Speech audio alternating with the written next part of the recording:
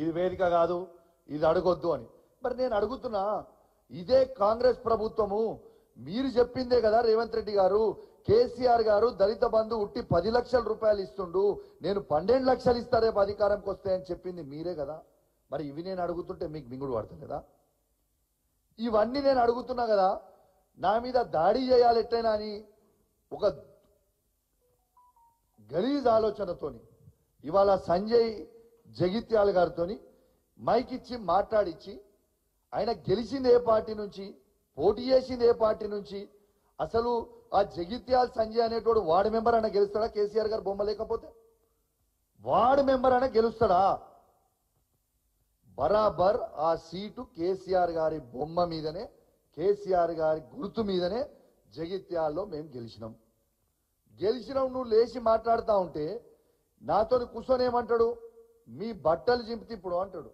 నన్ను రెచ్చగొట్టింది ఆయననా నేనా? నేను లేచి నువ్వు ఏ పార్టీలోకి గెలిచినావు అంటే నేను బాజాబ్తు కాంగ్రెస్ పార్టీ, ఇప్పుడు నేను బీఆర్ఎస్ పార్టీ కాదు అని చెప్తాడు. నేను గౌరవ స్పీకర్ గారిని కొడతా ఉన్నాను. ఇవాళ ఒకసారి వీడియో చూసిన తర్వాత కూడా మొత్తం మీడియా ద్వారా స్పీకర్ గారు కూడా వీడియో చూపిస్తా, తర్వాత స్పీకర్ గారికి పోయి కూడా రిప్రజెంటేషన్ ఇస్తా, తప్పకుండా నేను ఇస్తా. ఒక్కసారి దయచేసి ఆ రెండో వీడియో మీరు ప్లే చేయాలమ్మా. ఏదైతే ఆయన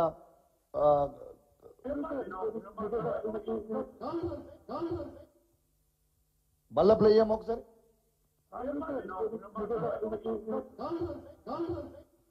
మీరు విన్నారు కదా, గెలిచింది బీఆర్ఎస్ పార్టీ బీఫామ్ మీద. ఏ పార్టీలకు గెలిచినావు నువ్వు అంటే నేను ఇప్పుడు బాజాబ్తు కాంగ్రెస్ పార్టీ అంటున్నాను. నేను స్పీకర్ గారికి కొడతా ఉన్నాను, ఇంకా సిగ్గు లేకుండా పోయి నన్ను డిస్క్వాలిఫై చేయాలని పోయి కంప్లైంట్ ఇచ్చిందంట. నన్ను డిస్క్వాలిఫై చేయడానికి ఇదేమి నామినేటెడ్ పోస్టు ఇచ్చింది కాదు. హుజరాబాద్ నియోజకవర్గ ప్రజల గుండెల నుంచి ఓట్లేస్తే వాళ్ళ మనసు గెలిస్తే నేను ఎమ్మెల్యే అయినా. నేను ఏ పార్టీ మారలేదే, బాజాబ్తు కేసీఆర్ గారి బొమ్మ మీద గెలిచిన, బాజాబ్తు కేసీఆర్ గారితో అండగా నిల్చున్నా, బాజాబ్తు ప్రజల పక్షాన నిలబడి కొట్లాడుతా ఉన్నాను.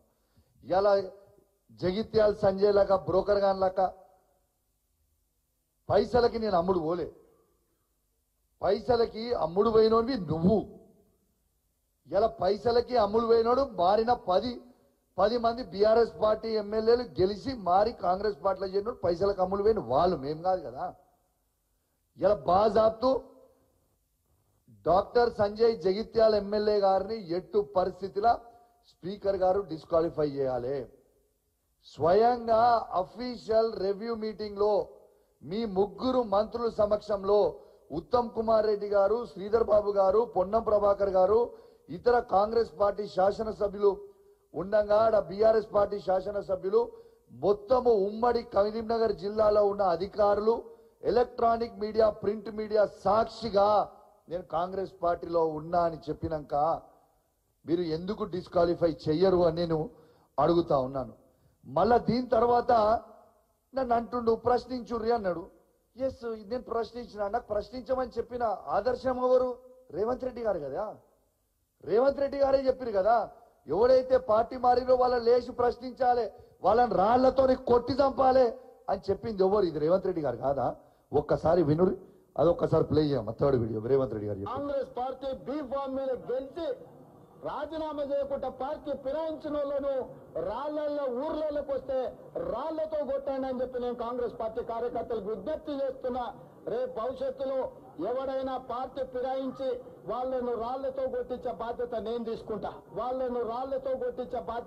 తీసుకుంటా. చూసిరు కదా, ఇక నన్ను లేచి నువ్వు ఎందుకు ప్రశ్నించినావు, నువ్వు అడిగినావు, నేను కేసు పెడతా గుర్తా. అరే నువ్వే చెప్పినావు కదనే. నేను అది పోకుంటే ముందు యూట్యూబ్ చూస్తుంటే నాకు రేవంత్ రెడ్డి గారు చెప్పిందే నాకు గుర్తొచ్చింది. మరి నేను చేయలే కదా. రేవంత్ రెడ్డి గారు చెప్తేనే మా బీఫామ్ మీద గెలిచిన ఎమ్మెల్యేని రాళ్లతో కొట్టమని చెప్తే ఇంకా నయ్యం, నేను రాళ్లతో కొట్టలే, ఒకటి ప్రశ్నించిన. రేపు మా ఊర్లలో పోయినాక బరాబర్ రాళ్లతో కొడతాం మా బీఆర్ఎస్ పార్టీ కార్యకర్తలు. ఎందుకు ఊకుంటాం భయ్? ఊకుంటామా? ఇవాళ ఒక్కసారి మీరు ఇది అంతా లైవ్ గా చూడండి. ఇవాళ దీంతో పాటు ఇవాళ డాక్టర్ సంజయ్ జగిత్యాల ఎమ్మెల్యే గారు గెలిచింది కేసీఆర్ గారి బొమ్మ మీద, కేసీఆర్ గారి బలంతోని. ఇవాళ మా బీఆర్ఎస్ పార్టీ కార్యకర్తల కష్టంతో గెలిచిండు ఆ ఎమ్మెల్యే పదవి తప్పితే ఆయనేమో పెద్ద హీరో ఏం కాదు. బరాబర్ అడుగుతాం. ఇది చెప్పింది రేవంత్ రెడ్డి గారు కదా అని నేను అడుగుతా ఉన్నాను.